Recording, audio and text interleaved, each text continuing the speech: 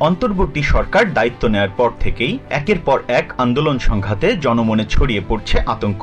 গত কয়েকদিন ধরেই তুচ্ছ ঘটনাকে কেন্দ্র করে রাজধানী জুড়ে বিক্ষোভ সহিংসতায় জড়িয়েছে শিক্ষার্থীরা। বিক্ষোভ দমনে এখন পর্যন্ত কঠোরতা দেখায়নি অন্তর্বর্তী সরকার। মঙ্গলবার সুনামগঞ্জের তাহিরপুরে এক অনুষ্ঠানে যোগ দিয়ে স্বরাষ্ট্র উপদেষ্টা জানান, আওয়ামী লীগের মতো কঠোর হতে চায় না সরকার। আলোচনার মাধ্যমে সমস্যা সমাধানের আশ্বাস দেন তিনি। আপনারা কি চান যে আমরা এখানে লেথাল ওয়েপন ইউজ করব? আমরা তো চাচ্ছি না কোনো অবস্থায় আমার ছাত্র ভাইয়ের উপরে কোনো ধরনের লেথাল ওয়েপন ইউজ করব।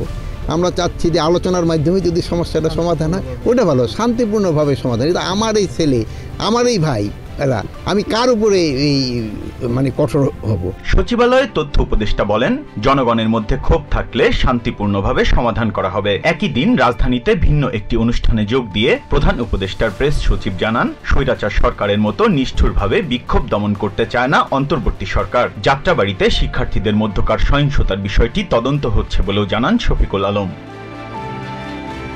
Biprajit Chanda, TVN 24 news desk.